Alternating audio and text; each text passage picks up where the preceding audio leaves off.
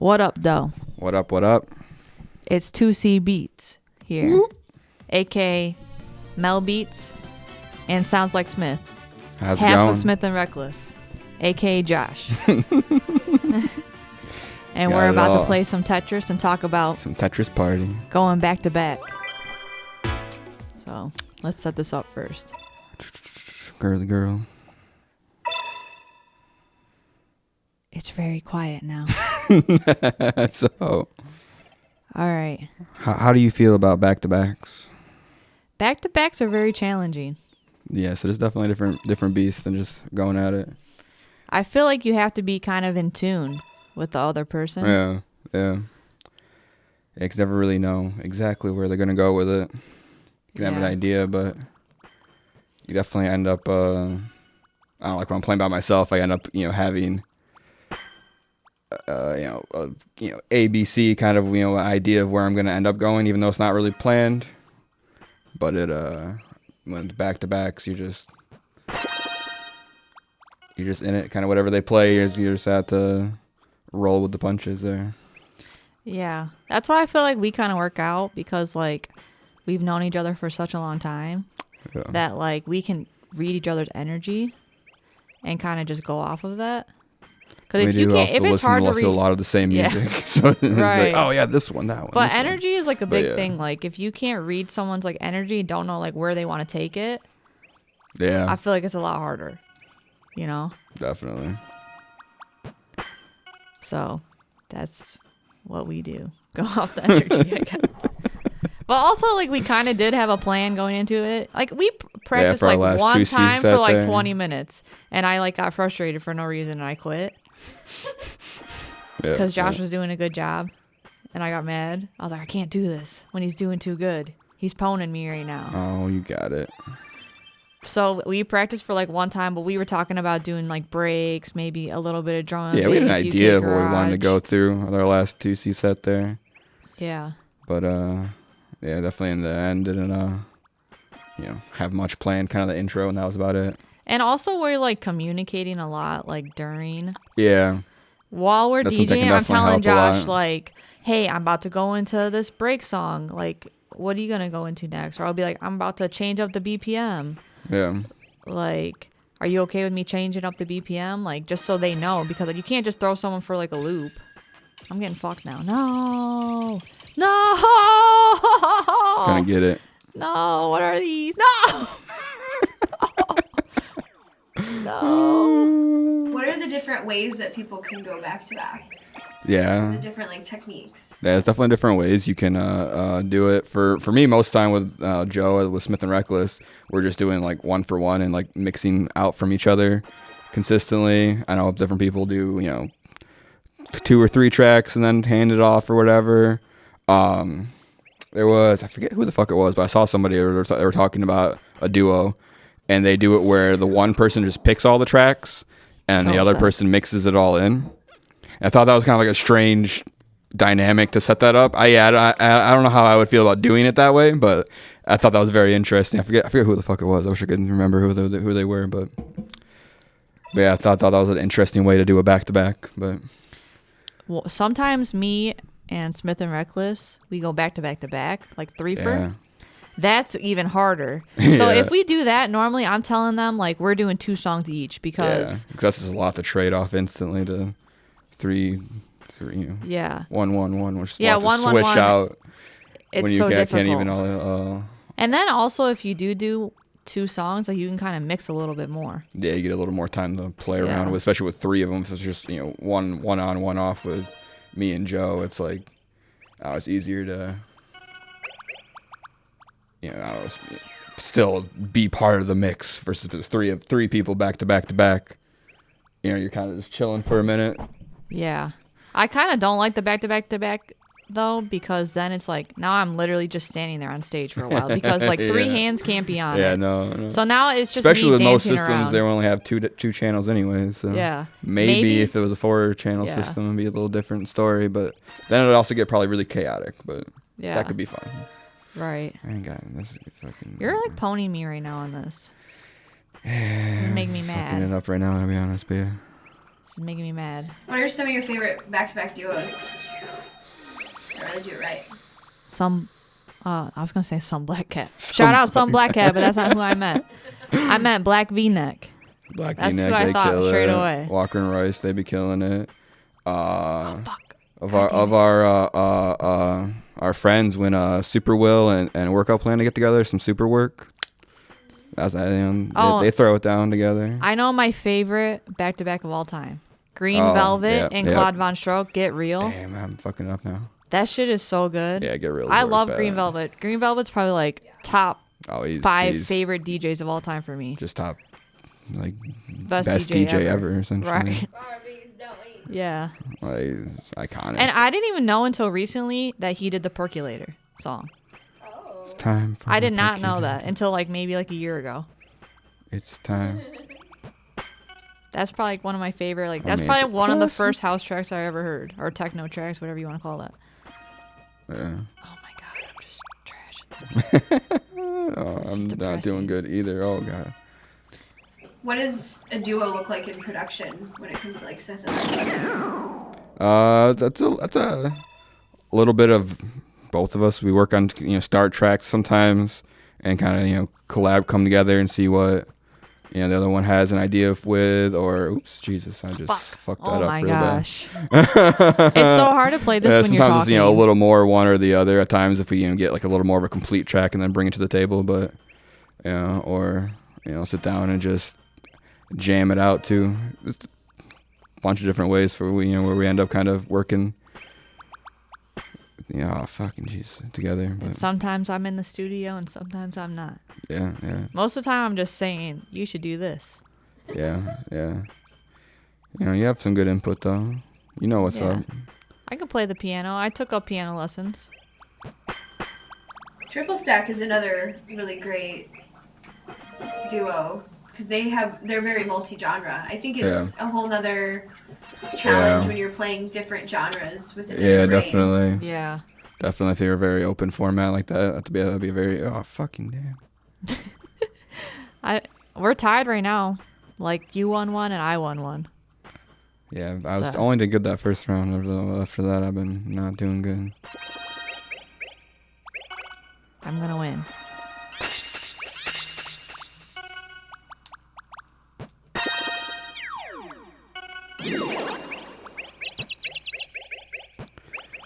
Damn. All right. Well, I'm sure some of you wonder where the name 2C Beats came Oh from. yes, where did that come from? And I'm going to tell you guys right now. It's a funny story. Not really that funny. Me and Josh and our friend Rio, shout out Rio. He's the homie for life. He's the one that signed our wedding papers too, on a side note. But anyways, we were watching Vice and they were talking about the drug 2C that's like taking over the like South America or whatever, Yeah, it's just fucked up. called 2CB or whatever. And I was like, 2CB? That's like just like 2C Beats. And then that's where the name came from. Because Good story. everything is beats. True story. Yeah. I have a bunch of nicknames. And they're all end in beats, basically. AKA Peppa Beats. So I'm Peppa Beats, too. Princess Beats, sometimes. And 2C Beats, sometimes, too. So I got 3 Beats nicknames.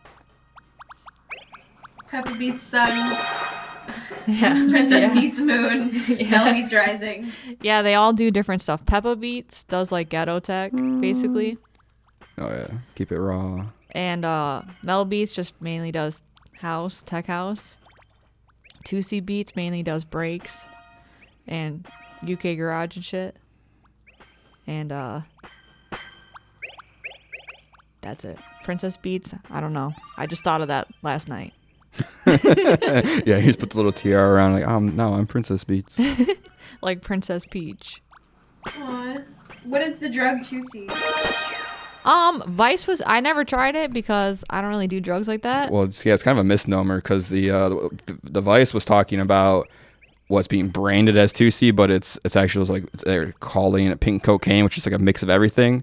Pink cocaine. Yeah. Like you got but 2C, like the name 2C or 2CB actually is referring to like an LSD analog. I guess, or something like that. So it's like, a different version of LSD essentially, or similar with similar effects. So they're kind of branding it as a psychedelic, even though it's just a mix of everything. Down out. Yeah. It's fucked up. Watch the Vice documentary. It was kind of crazy.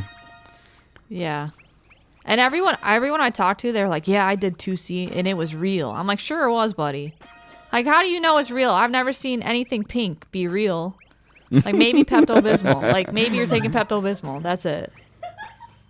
But I'm sorry. If anything, I don't trust anything you get in Michigan. Because how are they getting it over here? They have to go through every single state. From Canada. Canada? Yeah, man, that's where all the ecstasy comes from, apparently. Yeah. I have no idea. How does that work out? How do you smuggle drugs over the border easily? God damn. Boofing. Oh no. Yeah, you guys search that one on Google. I'm not gonna explain that. Oh my goodness. I'm dead. Maybe turn your safe search off. Damn. You're dead? Oh yes, I won! Damn. Woo! Damn. 2 out of 3 and I won 2, so I win Damn. overall. So I guess that's it for today. So thank you for coming to my TED Talk. This was fun. Mel Beats. This was Sounds Like Smith. Tootsie. Peace out. Tootsie. Bye. Yo, yo, yo. Welcome to our main character feature What's with Tigua. How you doing today, Selyna? Amazing. Tired. Happy to be here. Thanks for having me. Yeah. We're going to play Tony Hawk Wasteland Wasteland. on the PlayStation 2. We're upgrading because didn't we play PlayStation 1 the first time? So, again, going to probably fail at this one, but here we go. So T and I met each other at my very first time playing on CDJs in front of a room full of DJs. Fun memories. It was like my third time DJing pretty Open much. decks at the Big Pink. Yeah, the one and only. They'll never do it again because we all did so amazing. Yeah, I was sad. That was dumb that they never did it again. I think, especially just cutting it out like right away after only doing it once. Yeah. And just pulling the plug just didn't make sense. But Well, it was a ton of house DJs, per usual, and I was second because I was about to throw up, and I was like, I just need to do this right now. And the set was fine, we've come a long way. But a few people later, there's this wonky wubby man playing, and I was like, what is this? Because if you guys know me, I am a house DJ, but I love the filth. I love the wubs. You can't get me away from them. So I was really impressed, and I was like, who is this man? And then we became friends, and here we are. I was really nervous because I knew it was Big Pink. I knew it's traditionally house. So I'm like pacing, making this house set that I'm not really accustomed to. No. And I had all this dub ready, and everyone started playing. It was house, house, house. So I'm like, dude, are they even gonna like dub? Why do I even care? Dude, fuck it. I'm just play dub. Do you? Yay. Screw the rest. And then I got on, and Selyna's in the front just headbanging, and I'm like, okay, this is totally worth it. I'm glad I just stuck with being myself, which usually always works. Yeah. Stick to your guns. So. Well, tell me how you started to get into DJing, because I know you're learning production, but Yeah. DJing seems to be where you're finding your pocket right now. Yeah, I have like 5 half-finished songs, but it's a process. It's a lot of like opening the computer, making some progress, learning some new things, and then you get overwhelmed. You gotta step away for a day or two. Yeah. Because I've seen some really good producers and how they mix and master, and I'm like, man, respects to the nerds and my nerds out there, because they're good at what they do. But in terms of DJing and stuff, I got my board, I'd say last year. Oh wow. And I think I wasted 9 months for wanting one that was not available. And it was like $1,000 cheaper. I'm like, dude, I've wasted 9 months. I can get this board right now, and it'll be at my doorstep. So I dropped like $2,500 on that XDJ. Yeah, And which then- honestly I feel like, I don't know why people shit on them so much. I like the buttons. I think the buttons are fun. Like, it adds a different element to DJing than CDJs, 100%. But I mean, that's the best one for like being similar to a CDJ. Right. So like you don't have to go practice and rent one, if Yeah. you know what I'm saying. Yeah, so last year you got your board and you said, I'm not looking back. Yeah, I got the board, and I just always knew, like, I played with virtual DJ on my MacBook, but I was Aw. like, dude, I just need the real hands-on thing. So I really Yeah. caught on pretty quick. And my best advice for that is, like, don't waste time waiting for your DJ board, because, like, if you got a credit card, just go ahead and swipe it. Like, everything will work out as long as you work hard for it. Yeah, well, because And you put it started out getting there. booked pretty quickly.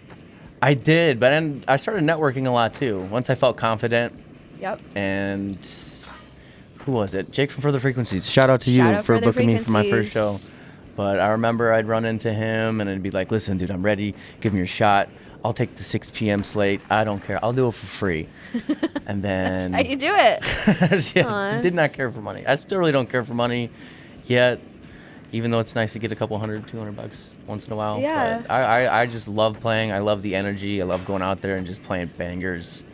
Yeah. And that just makes me feel alive. Because I go up in like a big athletic background. Like I play a lot of sports, a lot of stages. DJing really is a sport. And then I'm like, learning this. I'm as like, I dude, my grow. body's not going to go 80 years playing basketball or anything like that. Aw. And the beauty about music is like you can be 50, 60 and a banger's a banger. You know, vibes are vibes. It don't matter what age you are. That's why the Stones are still touring and everyone else. Yeah, That's why Grateful Diesel's Dead. up there ripping. Because, I mean, in his interview, he even said, like, the only reason I do this is because I miss that Game 7 energy. Aw. And DJing brings me that Game 7 energy. So Yeah. that's why I love him. Diesel? Yeah. Mosh pit! Yeah. Where's my mosh pit? So, who were some of your like musical influences to start? Good God. It's so wide. Like, I can go from classic rock to funk to 90s hip hop era to present day. I think that's why my sets are kind of unique, because they're not always going to be dubstep.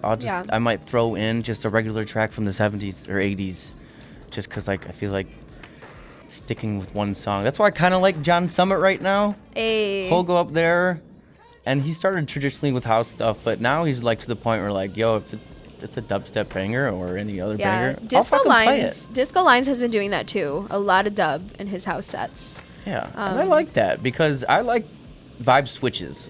Yeah. And you go to a festival and it's just constant. It's cool, but if you throw something in there that's gonna make me like, yo, this guy's got knowledge. You know, he's got depth. Yeah. I like that. Culture. Hell yeah. So, you are dubstep daddy. I am a How dubstep hard daddy. of dubstep would you say you go?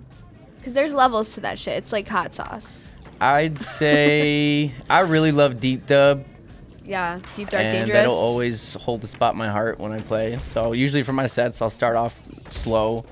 One for that, and one I like to get comfortable with the equipment I'm with, because you never know what's up there. Yeah. Or because I like to tinker with the effects. Like my last show, the mixture was god awful. Like the echo sounded terrible. I was trying to figure out the reverb. It was just super old. And Was it the V6? I'm not sure what it was. It was on 3000s. The 3000s were great. Yeah. The mixture that was your looked like 3000s. the mixture looked super old, and that was at the Tangent set in the A mystery mixer is always that extra challenge. yeah.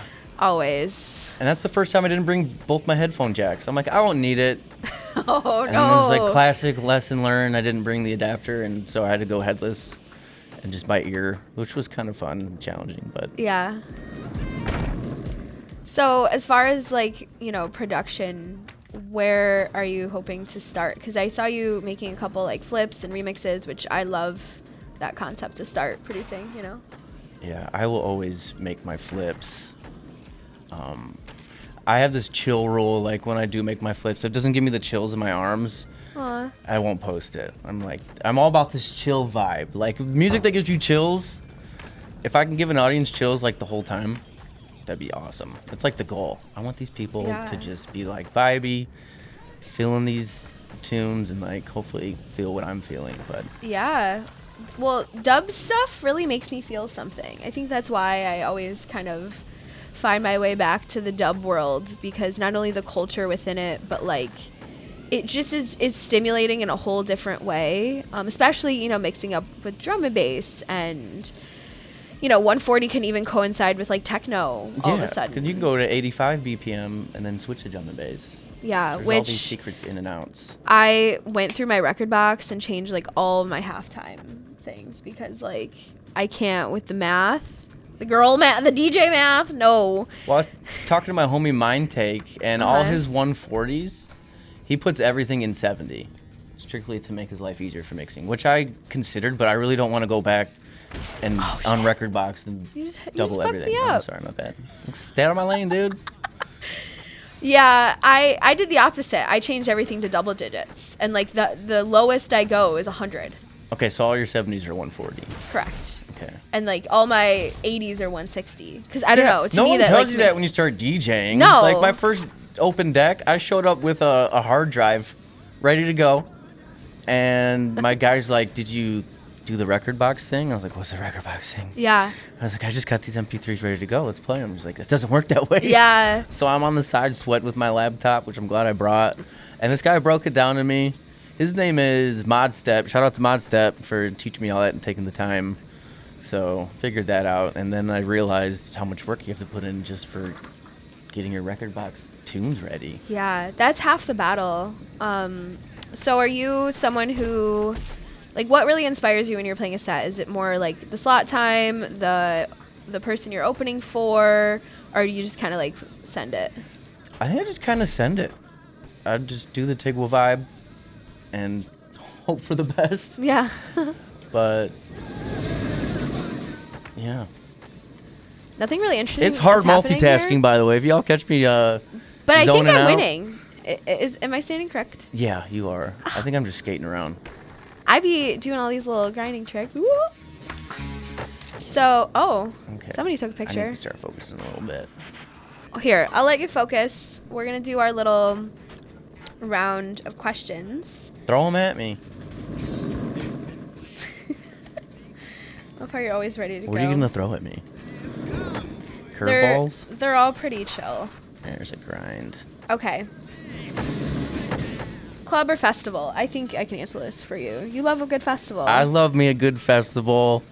I love taking PTO from work and just having the whole weekend off and being with the homies. There's nothing better than hugging some homies at like 2:30 a.m. Yeah. And y'all look at each other and like, I just love you guys. Like, this is awesome. Yeah, It's your peak. crew gave me a big group hug yesterday. That was I'm so all sweet. for big family vibes and just those weekend getaways. Is like getting lost and escaping some of the hard depths of reality. Yeah. Which I think everyone should. Like, I want to, like, in a perfect world, and if I had a bunch of money, I'd be like, Mom, Dad, I bought us Electric Forest VIP. We're all going. We're getting an RV. I have nothing to say.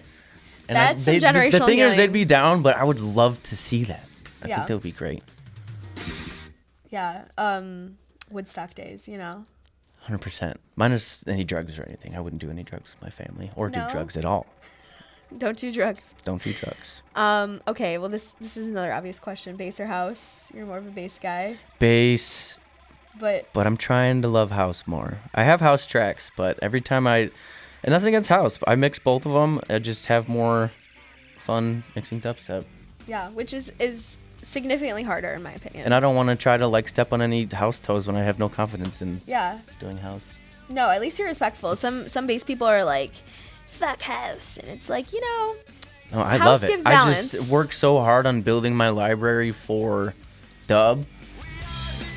I think of doing that for house. I'm like, the amount of energy I already put in for dub, I would have no time to do Yeah. anything. And the balancing part too about being a DJ, a dad, working.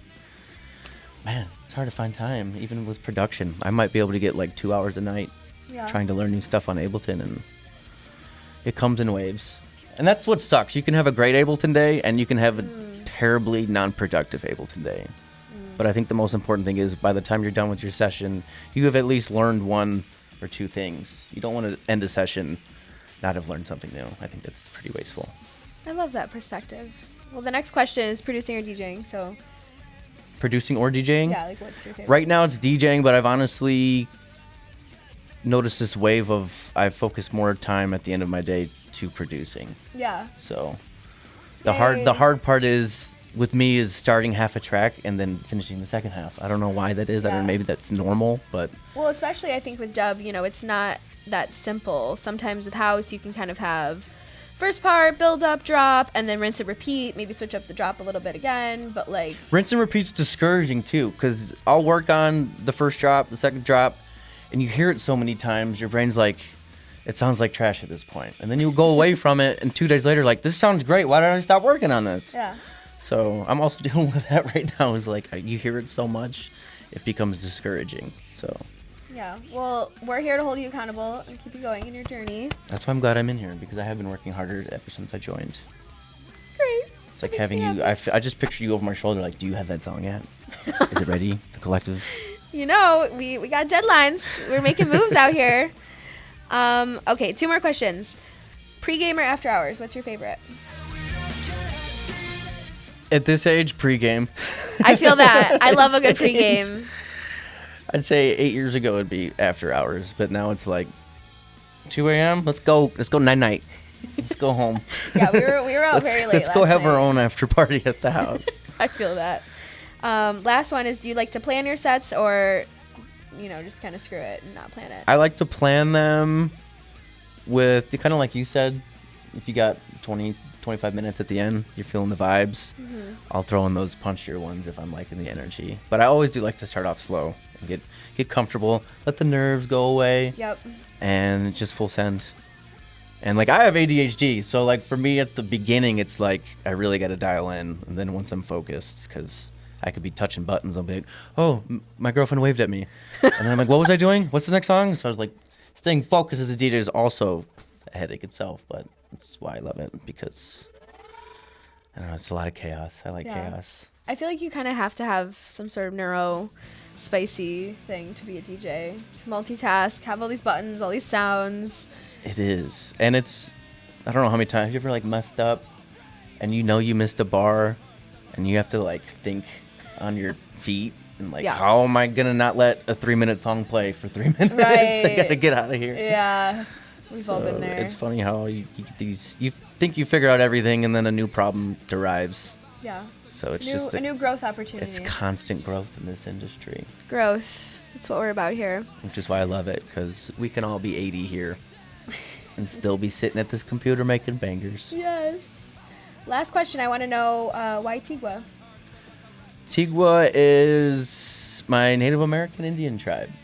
So they're like kind of dark and dangerous itself. And I'm like, I need a DJ name because I know I want to do this, but like, what's it going to be? So for a couple weeks, I'd be writing stupid stuff. I had like Scartini. This is my last name, Scarton, but I was like Scartini with like maybe a martini glass as the T. I'm glad like, you that's didn't more go with housey. that. I don't know.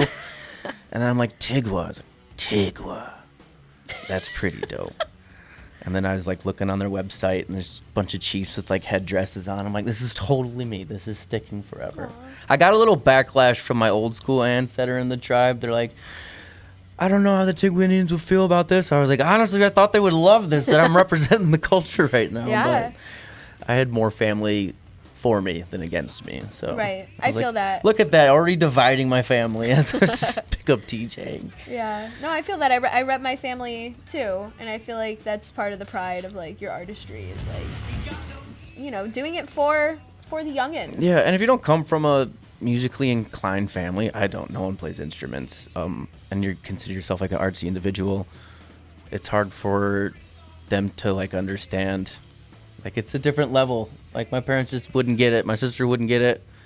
Yeah. And then you find people like you guys who get it, and you're like, we're just some cool ass motherfuckers. That's all. We're a little different. We're a little artsy. We like to express ourselves, and I think that's super important. But not everyone's gonna relate, and I think that's what you have to know and stick with and understand. Yeah. You just gotta be yourself.